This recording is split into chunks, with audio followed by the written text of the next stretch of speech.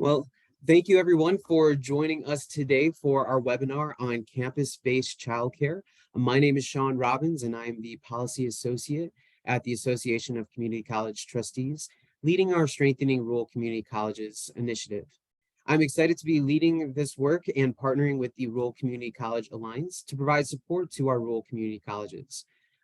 Before we get started, I want to give a little glimpse of where everyone is coming from for today's webinar. So as we see here, this is our ACCT region map that we have, and it's broken down by our regions. And today it seems that for the representation by institutions, we have 21 institutions that are coming from our central region, and then following closely behind there, we have 20 institutions that are represented from our southern region. So thank you, everybody. Welcome for coming to our webinar here today. Please note that throughout the webinar, feel free to utilize the chat for any questions that you may have, and be sure to introduce yourself as well if you haven't already. As a note, we are recording today's webinar and we'll have the recording available within the next week. So today we are joined from the Department of Ed, the Office of Postsecondary Education. We're joined by Harold Wells II. So thank you so much, Harold, for joining us. Harold serves as the Grants Management Specialist in the Office of Postsecondary Education at the Department of Ed. He provides technical and analytical assistance to grantees and grant administrators on all aspects of grants, contract or cooperative agreement management relative to the administration, and management of discretionary grant projects under programs administered by the undergraduate and graduate programs using policy papers, program legislation, program regulations, education department general administration regulations, and appropriate cost principles. Harold also serves as a subject matter expert on Higher Education Opportunity Act and program legislation and regulations governing Title IV programs, including student support services and childcare access means parents in school, and other federal TRIO programs. Harold has a master's in higher and post-secondary education from Argosy University and a Bachelor of Science in International Relations from Gardner-Webb University. So without further ado, Harold, I'll hand things over to you. Thank you so much for joining us today. Thank you so much, Sean, for the introduction. Good morning to everyone. Thank you guys for taking the time to listen to a little bit more about the CCAMPIS program, and I'm excited to be here. All right. So if Sean will go to the first slide, I will begin the presentation.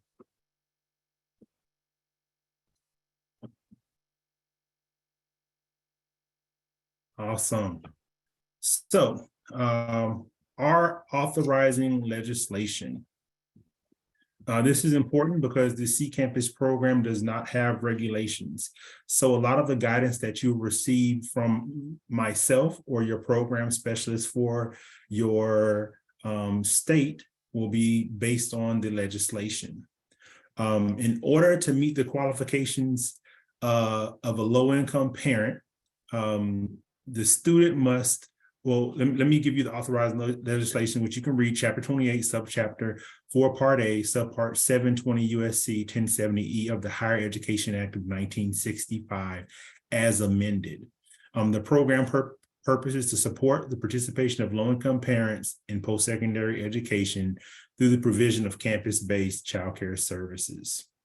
In order to meet the qualifications for a low-income parent, the student must be one of these two. A, eligible to receive a federal Pell Grant for the award year in which the determination is made, or B, would otherwise be eligible to receive a federal Pell Grant for the award year in which the determination is made, except that the student fails to meet the requirements of 1, Section 1070A of this title because the student is enrolled in a graduate or first professional course of study, or 2, Section 1091A5 with the title because the student is in the United States for a temporary purpose.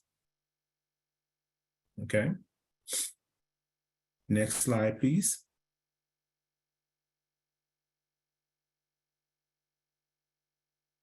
Okay, the program supports the participation of low-income parents in post-secondary education through the provision of campus-based childcare. Now, I want to make this clear. Campus-based childcare to the Department of Education is two different ways.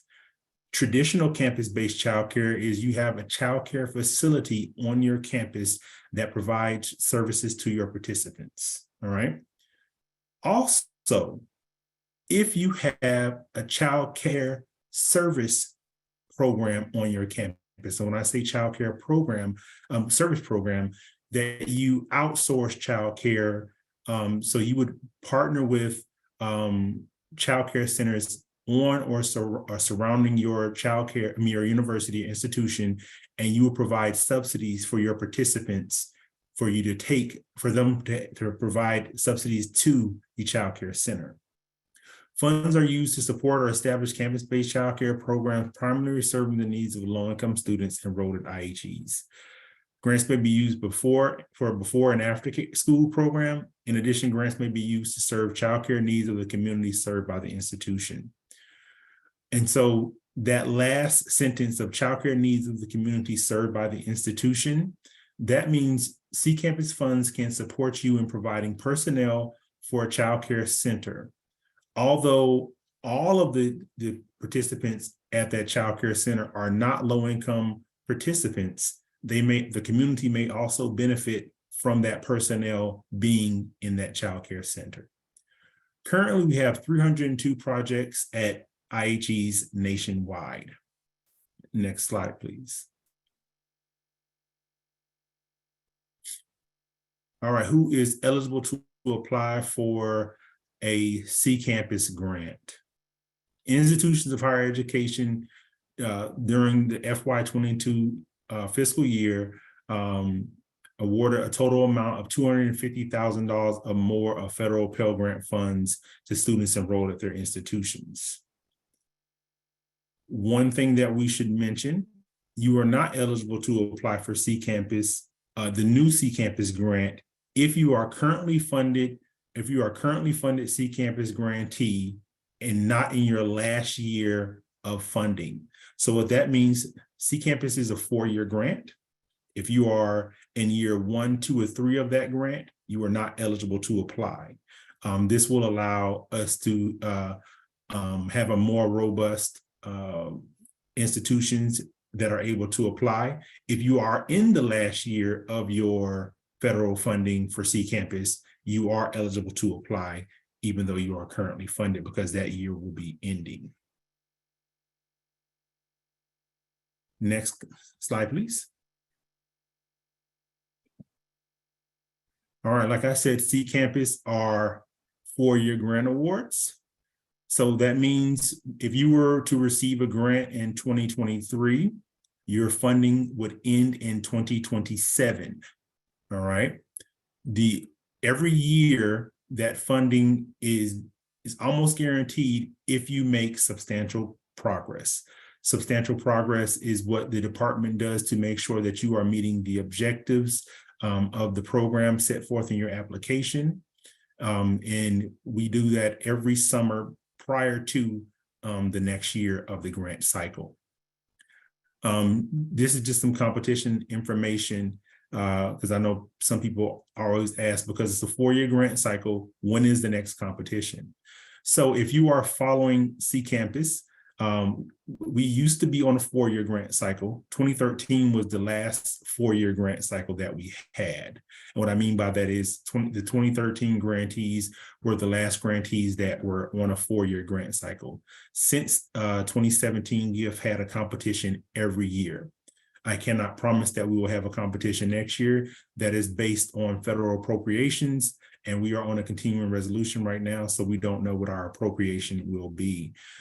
Please continue to look at our website for further information concerning future competitions as it will be posted there. CCAMPIS does have the unrestricted indirect cost rate, and that just was established in 2020. And we have been doing unrestricted indirect cost rates since then. Prior to 2020, CCAMPIS was thought to be a training grant, so we had an 8% indirect cost rate agreement with all of our grantees prior to 2020. So we do have a maximum and a minimum. The minimum CCAMPIS grant is $90,000, and the maximum is 3% of your Pell distribution for 2022. Next slide, please. Oh, there it is. Next slide, please. All right. Now we're talking about CCAMPIS services. CCAMPIS funds, well, before you begin writing your application proposal, you should accurately assess and identify the student parents' childcare needs on your campus. You don't want to find yourself in a position that student parents are not able to benefit from the grant. So I would say an assessment of your current childcare program or an assessment of your campus student parents is needed prior to writing the CCAMPIS grant. That way you don't have to have a lot of revisions approved by the department once you are funded, right? CCAMPIS funds can be used to provide campus-based childcare services to low-income students, including before and after school services. If you choose to include before and after school services, please make sure that this will benefit student parents in the pursuit of their matriculation in higher education. You may use CCAMPIS funds to establish a childcare center, but keep in mind that construction is not allowed under this grant. Additional services which are allowable may also include childcare subsidies. As much as possible, you should try to reduce the out-of-pocket expense to student parents. No money should be given to student parents. It should be paid directly to the childcare center. So if you are going to do outsourcing, you are required to have a memorandum of understanding with every childcare center that you are going to partner with. So I would think about that as you are getting ready to, if you are getting ready to apply for a CCAMPIS grant and you are planning on outsourcing, you should think about those partnerships prior to applying so that once you receive the grant funds, you will be able to start providing those services immediately. We do have a standard template for a memorandum of understanding. However, you are also allowed to use your own template if you have a legal memorandum of understanding template there on your campus that you would like to use. You would provide that memorandum of understanding to your program specialist, and they will review it and approve it prior to providing services to your participants. Personnel costs may also be included. Project directors, lead teachers, aides, or any other personnel you deem necessary to operate your project successfully. We also will pay for travel for professional development. This would include traveling to N4C, which is the National Coalition for Campus Children's Centers annual conference, as well as the Department of Education Project Directors meeting. Supplies and equipment are allowable costs. The day-to-day operating expenses are allowable, such as books, updating playground equipment, items needed for accreditation. So I want to take a moment to speak about accreditation. Accreditation is an important piece of the CCAMPIS project. We understand that accreditation takes time and that it is a lengthy process and an arduous process. However, it is a required and necessary process for the CCAMPIS program. You can use CCAMPIS funds to assist you with paying for accreditation fees if you have a campus-based childcare center, or assisting all outsourced childcare centers with the process of accreditation. Accreditation should be mentioned on any memorandum of understanding that you are entering into with an outsourced childcare provider. Now, I'll stop there for a moment to say accreditation should never prevent you from providing childcare. So I know in many rural areas, they don't have many accredited centers. And if they do have accredited centers, their wait lists are lengthy. So we don't want to stop you from providing childcare because you can't find an accredited center in your area. but what we want to encourage you to do is present the benefits of accreditation to a childcare center in the area and assist them with getting that accredited services, getting that accreditation during your CCAMPIS grant cycle. Okay, so to move on from that. All right. And one of the last things that you are able to do as far as services are minor renovations and repairs. This may include replacing carpet, lowering, or installing sinks, and etc. All right. Next slide, please. All right. So now, although we are not sure we are going to have a grant competition next year, I would like to basically go over the selection criteria for the CCAMPIS grant and give you a brief overview of what the sections are and what type of information you should include in your application for CCAMPIS grant. So the first part of your application should be a narrative and should provide information on the CCAMPIS project on your campus. Usually we try to limit the narratives to 50 pages, and you are required to address the selection criteria. And I'm going to go through each of the selection criteria, and then I'm going to take a moment to speak about each one of them independently. So the first one is need for the project. The second is quality of product design. Third is quality of management plan. Fourth is evaluation. And the fifth is adequacy of resources. And we have not went through the process of going over that to determine how many points each of those sections will be worth for the 2023 competition. But each of those sections should add up to about 100 points based on the points that we had. As we discuss the selection criteria, please note that the sub-criteria point values may differ for new and existing applicants. And now we will move on to discussing the need. This discussion does not intend to tell you how to write your specific application, but make suggestions and offer guidance. Applicants are not limited to the information and suggestions presented. This information is meant to be helpful in explaining approaches to responses, okay? In discussing the need for project, an applicant must provide. So A, information regarding student demographics. This is an important part of your need.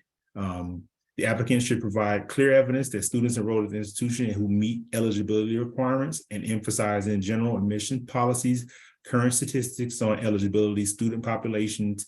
Student demographics information must include the information of the students currently enrolled at the institution who meet the eligibility requirements.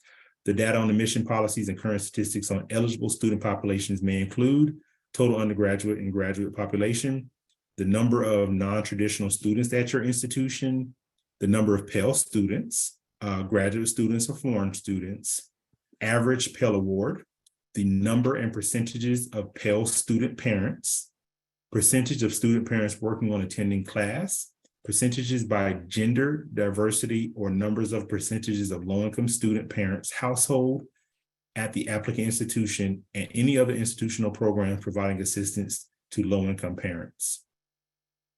When you do answer this question, we strongly urge that the data that you provide not be older than 3 years. If you do use data older than 3 years, you should explain why you are using that data. And some sources of that data may be your financial aid office or admissions office. I would like to say the demographic information that you provide about student parents should be robust and as detailed as possible.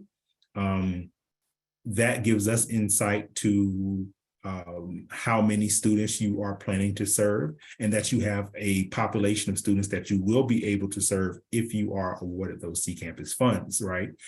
So that is important for you because if you are writing your grant application and you say we need before and after school care, and that is going to be your plan, but you don't have enough students in your pipeline to use your before and after school plan, this is when the revisions come, right? So you want to make sure that this is specifically the demographic information that you have is based on your assessment of your needs on campus, right? An assessment of childcare capacity on or near campus. This information may include serve any surveys of some evaluative process used to determine childcare needs of student parents intended to be served, and the demand for childcare of the age groups to be served.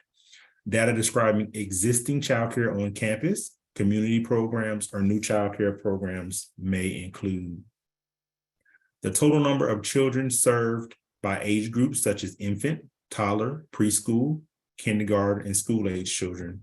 You may also include information about before and after school programs or summer programs. Here you can discuss the number of spaces of full-time employees for each age group, types of program services provided, and the licensing and accreditation of the program and center. Qualitative data may include the quality of care, cost prohibitiveness of care, and additional parent education services or information provided to student parents. You may choose to discuss students' geographical access to childcare operations. You can use data sources such as campus services or daycare surveys, if any, campus assessment of student needs, databases on national early childhood, school age or before and after school, accreditation agencies, state childcare databases, or documentation of facilities. C, information regarding the existence of wait lists for existing childcare. This information may include brief synopsis of historical childcare assessment needs and childcare availability, student requests for childcare monthly, quarterly, or by semester or annually, who participates in the institution childcare program, students, faculty, or staff, the increase of Pell low-income students' needs for care, what has the monthly vacancy rate been for the last 3 years? Is there a waiting list, and how so is it managed? How is it managed? You want to be sure to use the best and most recent information available, including current trend data if appropriate. Provide factual and verifiable data.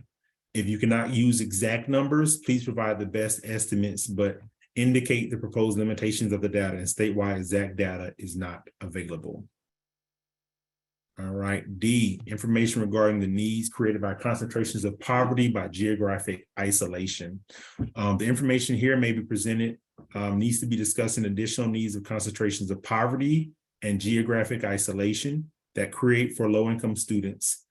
This may include limited financial or geographical access to childcare.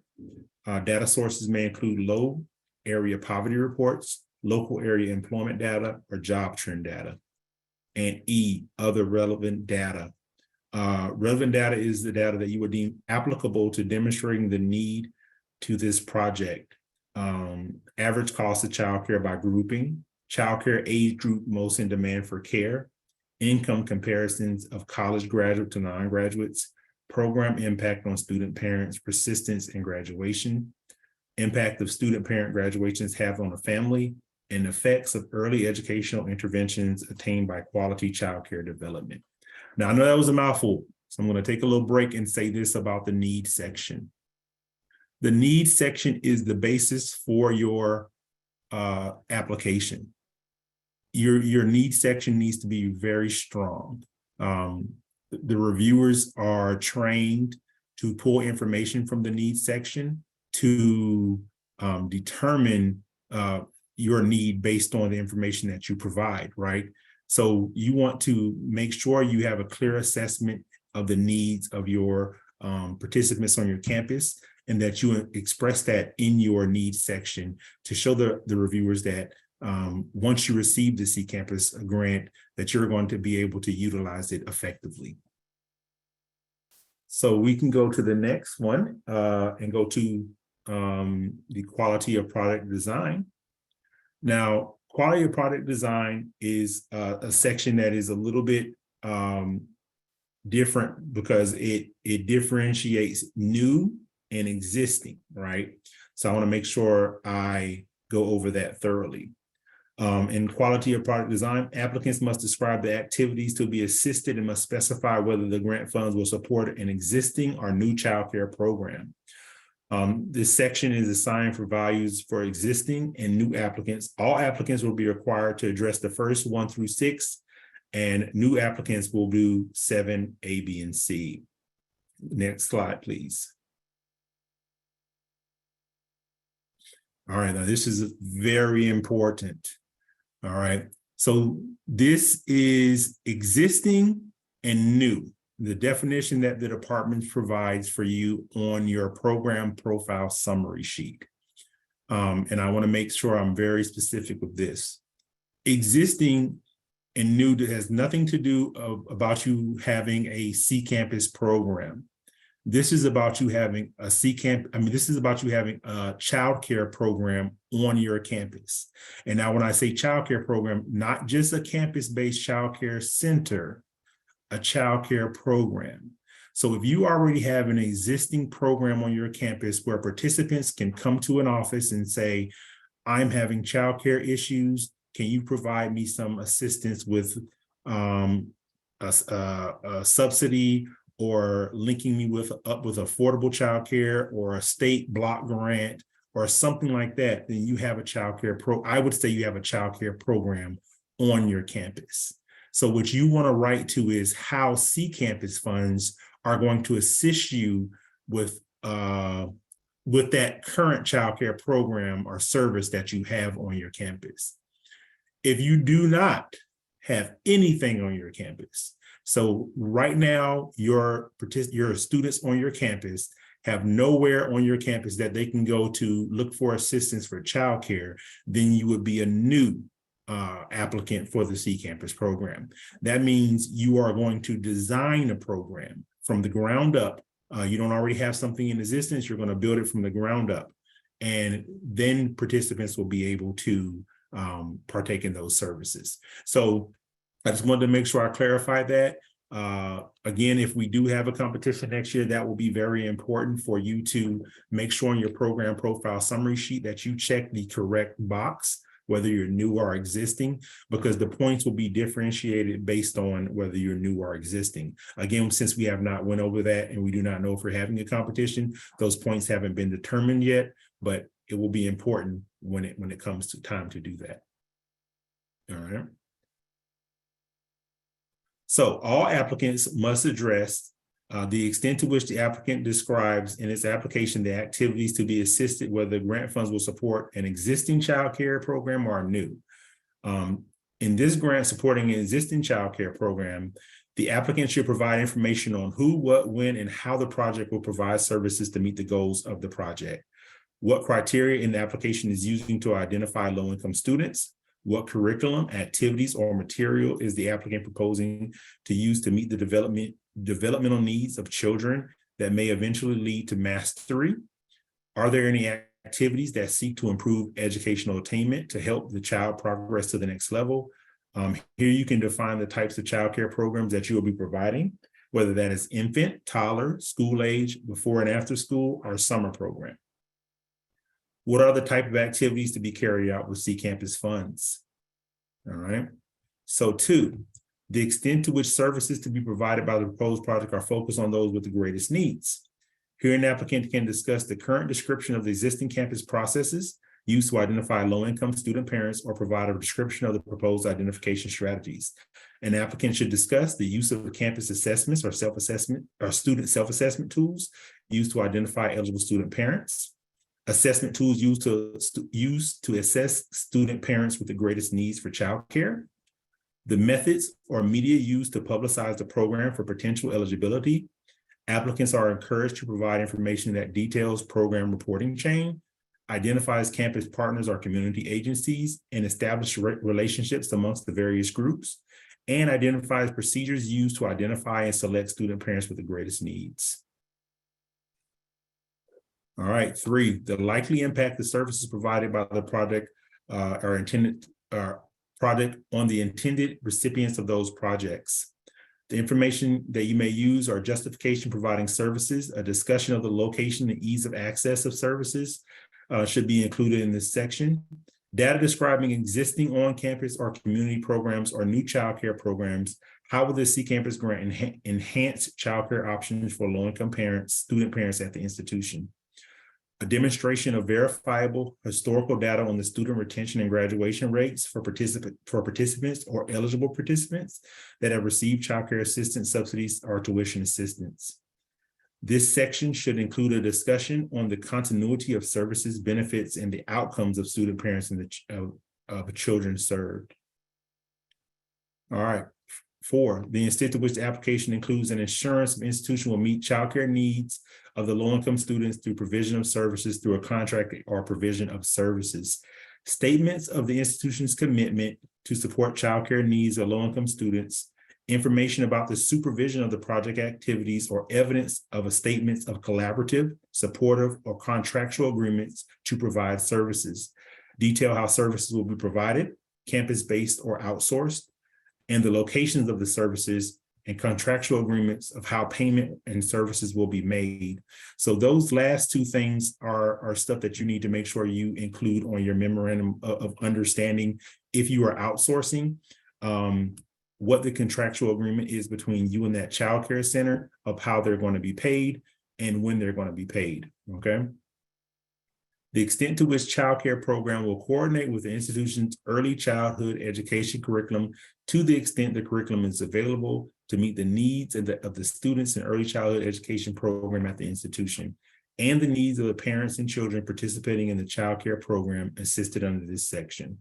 The information may include academic rigor for students pursuing teaching degrees or ECE degrees, lab training goals and placements for ECE students, development appropriateness of all child care programs.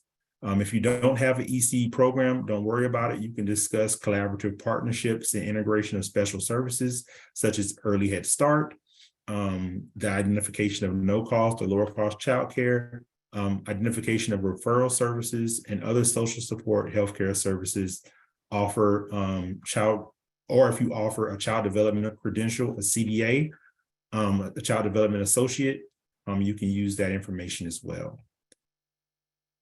The extent to which the proposed project incurs parental involvement. This information may include program plans for parent volunteerism, parent advisory board participation, student parent peer support, field trip attendance, participation in parent education opportunities, and intended outcome of parent involvement. So this is the part where existing applicants would no longer have to reply to these. New applicants would have to reply to these 3 questions.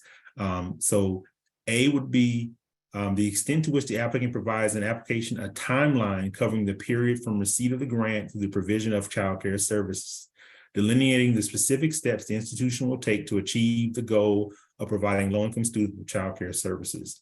This information may include a systematic organized presentation of how the service will be provided, identification of students with most need, identification of childcare programs, and waitlist management. B, the extent to which the applicant specifies in its application the measures the institution will take to assist low-income students with childcare during the period before the institution provides childcare services.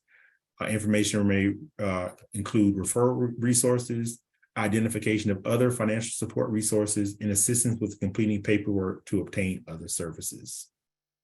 So again, I'll say this: if you currently have something like B, I would say check existing. If you currently have that. If you don't currently have that, then what you would like to do before you apply is put something like that into Works so that your participants can start doing that, because you see it says before you receive the grant. So you want to have something like that, at least where you're allowing participants or students on your campus, providing the resources of financial support or whatever. And that's how you will reply to that question, right? C, the extent to which the application includes a plan for identifying resources needed for childcare services, including space in which to provide childcare services and technical assistance if necessary. Location of services, whether that's going to be institution owned or outsourced, facility layout and specification. Data sources can include the campus resource offices, childcare operations, and college course curricula in coordination with the department faculty. All right. Now we're on quality of management plan. Quality of management plan is very important because this is where you're going to provide the roadmap for how your program is going to exist If you were not to have written the grant and your project director is there, somebody should be able to pick up your quality of management plan section and operate your program by reading it. So that's what you want to look at quality of management plan. The extent to which the application includes a management plan that describes the resources, including technical expertise and financial support the institution will draw upon to support the child care program and the participation of low-income students in the program, such as assessing social services funding, using student activity fees to help pay the cost of childcare, using resources obtained by meeting the needs of parents who are not low-income students, and assessing foundation, corporate, or other institutional support, and demonstrates that the use of the resources will not result in an increase in student tuition. Everybody must address this information.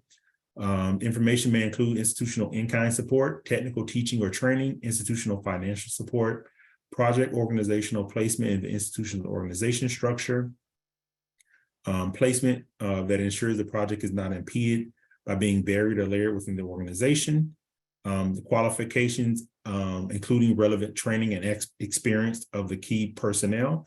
That is very important. You should not include information of who you have running the program. You should include the information of who you would want to run the program. And what I mean by that is you may have somebody on your campus that is ready to run that program. You may have a child care center and that child care person is going to run it. So you would take their credentials and say, this is the type person we would want to run the child care program. But you shouldn't specifically mention anybody, because if that person moves on and you're required to hire a new person, you have to reach out to the Department of Education and say, this is who we want to run the program now. And you have to receive approval. So you should detail, these are the qualifications and requirements that we want for a person to run the program. And it shouldn't be a specific person. It should be detailed credentials. All right. The adequacy of management plan is the next, the quality of management plan. The adequacy of management plan is the plan to achieve the objectives in the proposed project on time and within budget, including clearly defined responsibilities, timelines, and milestones for accomplishing project tasks. Information may include a detailed of who, when, and how the applicant plans to ensure that the project tasks are accomplished. Applicants may consider presenting milestones for each funding year. So I will say this, when you do submit your application, the only requirement for you to submit for that budget is your first year.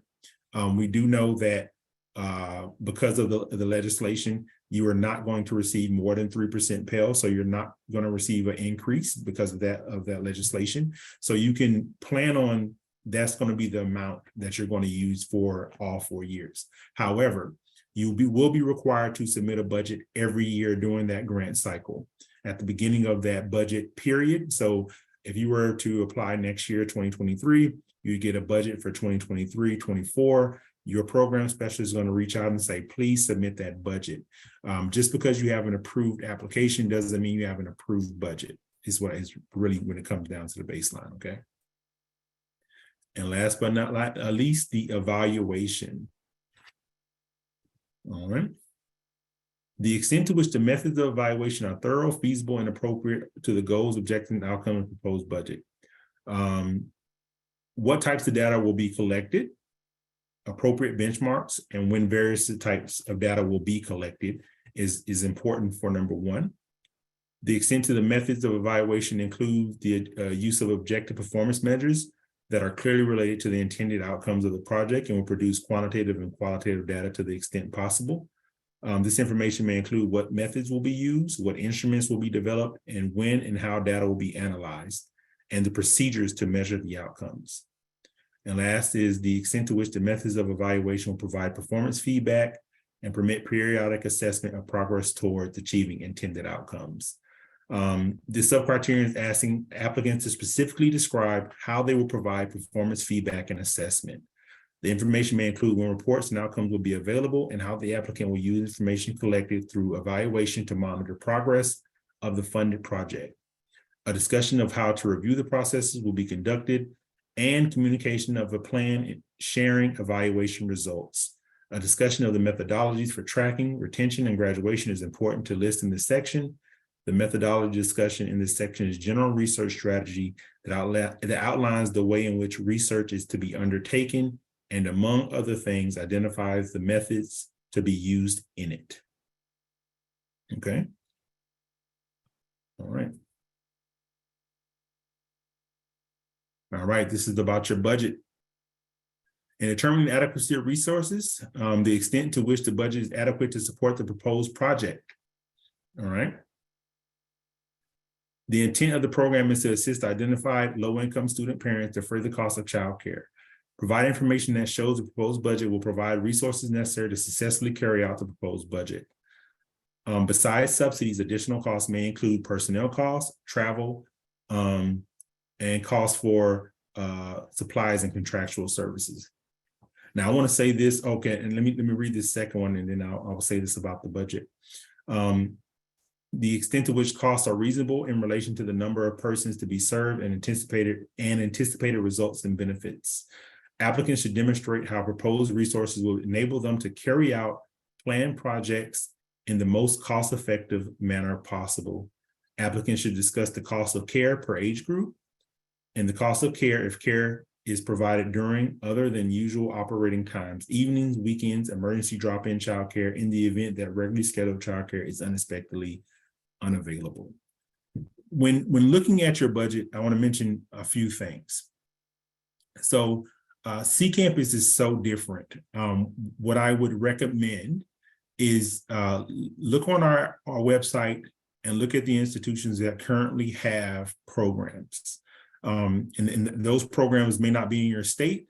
I wouldn't focus on our state. I would focus on finding an institution that matches your institution as closely as possible, right? And I would say then base your budget on that. So what I'm saying is we have some programs that are just subsidy based, which is great. That is what the program is for. So what I mean subsidy based is you're going to receive the funds and you're going to recruit participants, and the majority of your CCAMPIS funding is going to go to providing them childcare services. That is what the program was intended to be used as. So that is a great way to use it. However, we do have some states, because of COVID, that now the state block grants have been allowing people and participants in their states to get free childcare. If that is your current situation, you don't want to be subsidy heavy because you're not going to be able to use it, right? So you want to think about those things as you are submitting your budget. If you're going to provide a lot of subsidies, but you're already receiving free childcare in your state that you're in, you may want to decide to maybe add a classroom. So add more personnel, hire another lead teacher. Maybe you can get some of those people off of your wait list. Maybe if you are a campus-based childcare center, maybe you want to add the addition of outsource for your participants so that if you have students who are still online and not back on campus, they can provide childcare in their community instead of having to provide childcare on campus. So I want to say, think about that as you determine your budgets. This will assist you in being able to operate quicker. At the Department of Education, we do want to be good stewards. So we're going to look at your budget and we're going to determine what is reasonable and allocable and makes sense. But that takes time for us to analyze that. And we would hate for you to submit a budget and then for us to go through a long process of having to revise the budget before you can provide services. So just kind of think about that as you guys think about creating your budget. Next slide. So this is just submission highlights. I want to say, if you don't have an updated sam.gov account, please go do that immediately. Way before you start applying for the CCAMPIS program, now is the time. Make sure all your information is up to date. We would hate for you to wait until the time to submit your application and this be a hang up. So all the information is there on sam.gov. Go to grants.gov. That is the only way we accept submissions unless you have another reason to submit a different way.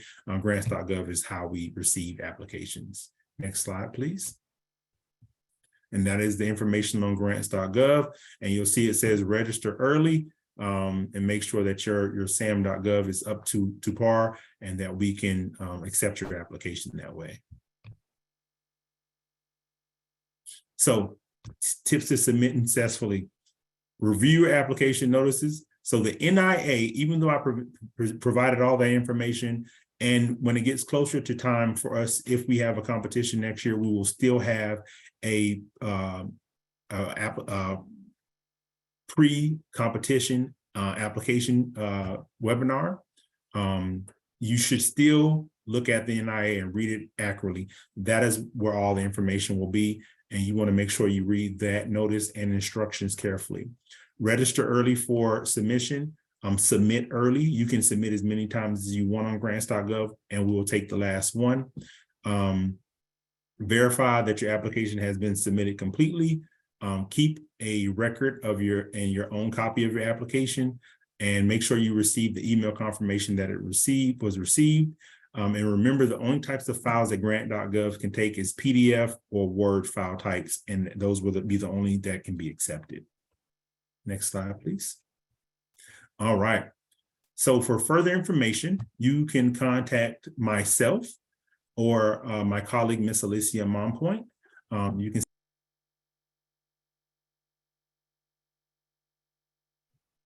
Sorry about that. You can make sure you send emails to myself or Miss Alicia Monport. Our contact information is there, and we will reply as soon as possible. I want to make sure we are very responsive, but I also want to make sure you understand that we do the full gamut of everything. So it may take us a second to reply, but we will reply to your request and be as thoughtful as possible. And next slide. And that is the end of the presentation. I think I ran through it as fast as possible. I hope you guys got some good information, and thank you guys for allowing me to come speak. Well, Harold, thank you so much for all this information. I know we've got some questions already that have popped up.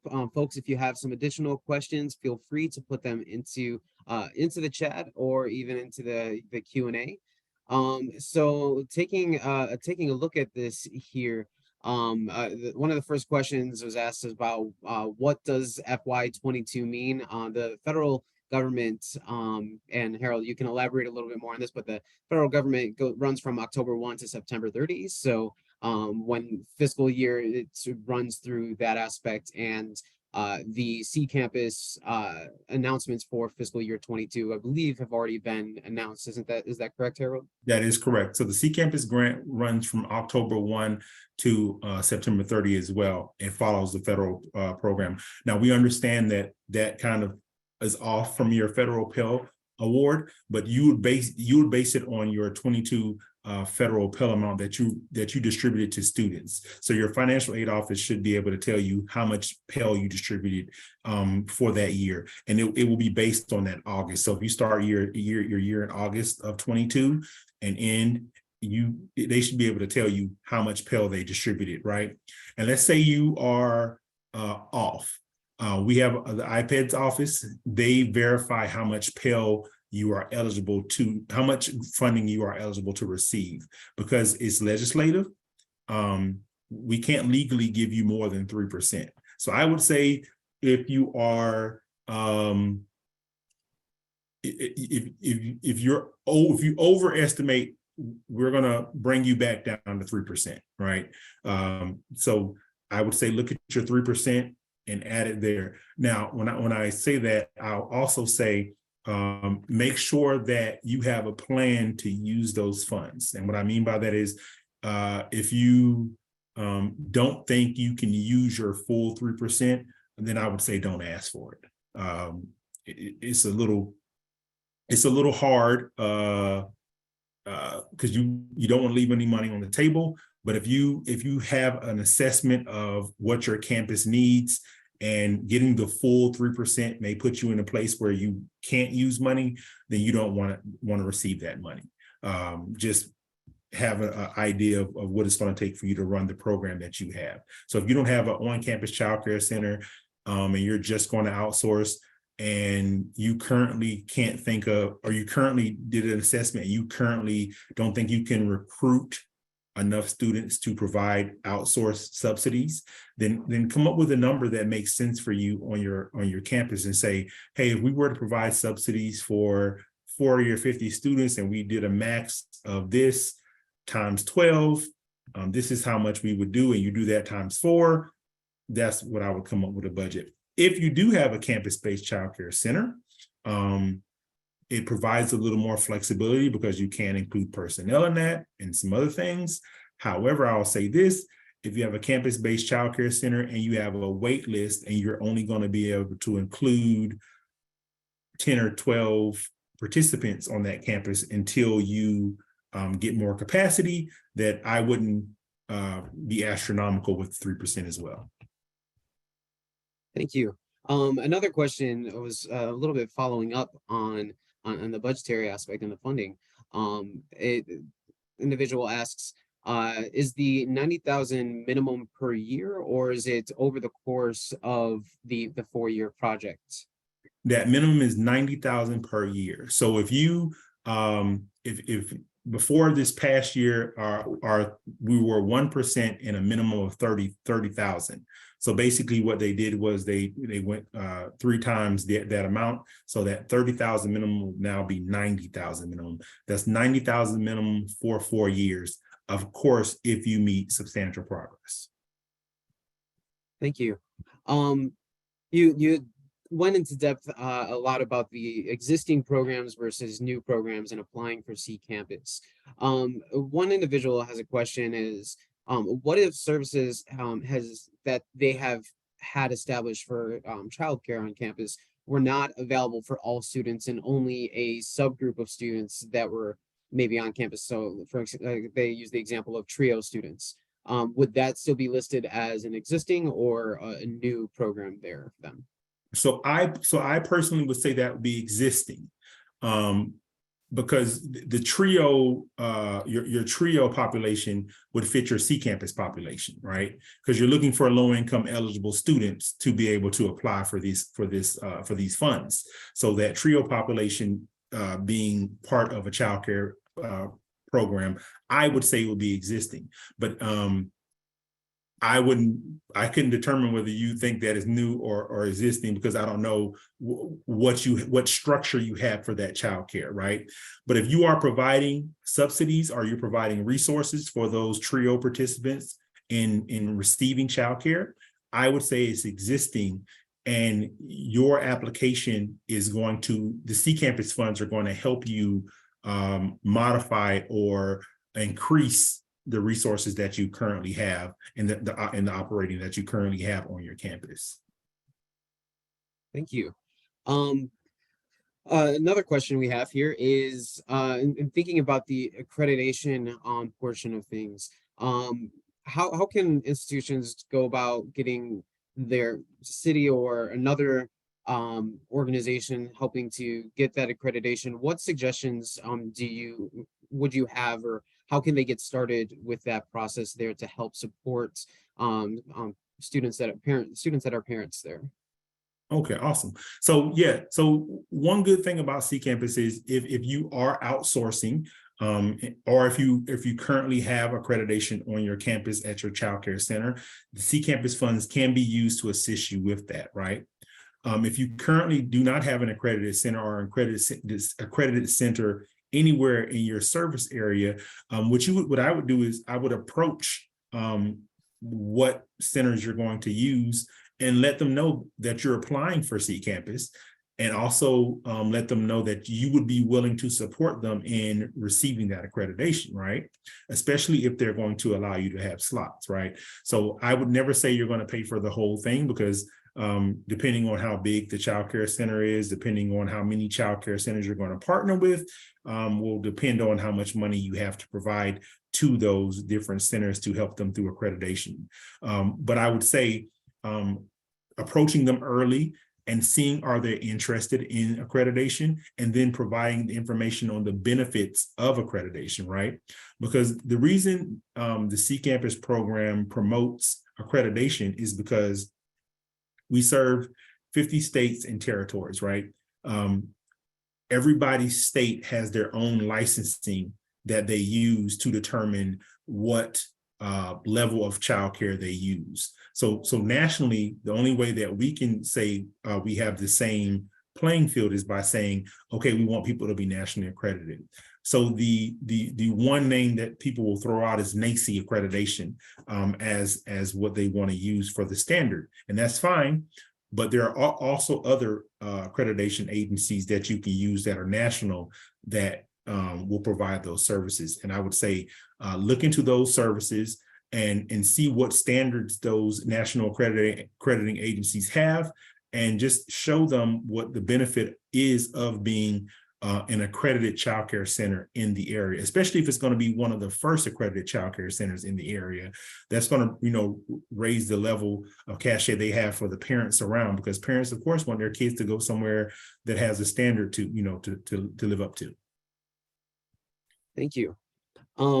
We've got more questions going in, so we'll try to get to as many of these questions that we can right now. We'll try to take 2 more of these questions, and other questions we'll try to respond to after our webinar here today. The one question that we have is, can an institution apply for 2 CCAMPIS grants, for example, for one main campus and then a second for a branch campus or another location that they have? They can apply for 2 if the administration at that campus is different.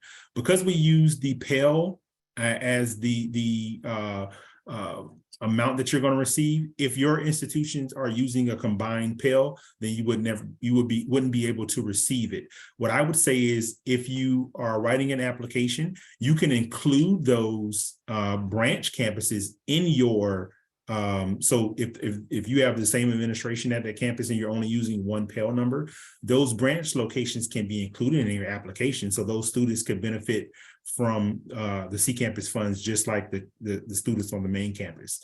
So if you have what I would say is, submit your application for a hybrid situation, maybe campus-based childcare center on your main campus, outsourced on your outside or your branch campuses. And you'd have to spell out in your application how you were going to administer that. Thank you. And I think we've got one last question. I know we've got other questions, and we'll try to get those addressed after the webinar. So thank you for the eagerness of having these questions. The last question here is, how will schools be notified if there is the next competition for potentially in FY23? How would that notification go out to institutions? Well, so all of our current grantees, TRIO, Upward Bound, all of them usually receive an email when we do have competition. So if you do have a TRIO program on your campus, I would say they're probably going to receive a notification that the CCAMPIS competition NIA is out on the street. However, if you do not have one of those programs on your campus, I would say keep going to our CCAMPIS website. I would check it weekly. Usually our last competition, I think the notification went out in April. So I would say starting probably April 1st until May, just check the website to see when the application becomes available. Last year, I want to say the opening date for the NIA was May 21st, and our closing date was July 11th, I want to say. Well, Harold, thank you so much for joining us today and really providing all of this insights about the CCAMPIS and application and really just the whole picture there. We really do appreciate it. And I'm sure that there are many individuals that are excited to dive deeper into this content and these notes that we have in the presentation, and to really try to see how they can leverage it back at their institutions. So in looking forward, next week on Thursday, November 10th, we will be continuing this conversation through our peer learning network discussion, where we're going to be joined by several rural community college leaders from across the U.S. to learn more about their experiences as CCAMPIS recipients. So be sure to register via the link that's here in the chat. Also, make sure to check out the resources that we have on our webpage for rural community colleges and learn more about the Rural Community College Alliance via those other links there. Harold, again, thank you so much for joining us today. And everyone else, thank you for joining us for today's webinar. And until next time, I hope you have a wonderful, wonderful day. Y'all take care. Thank you, guys.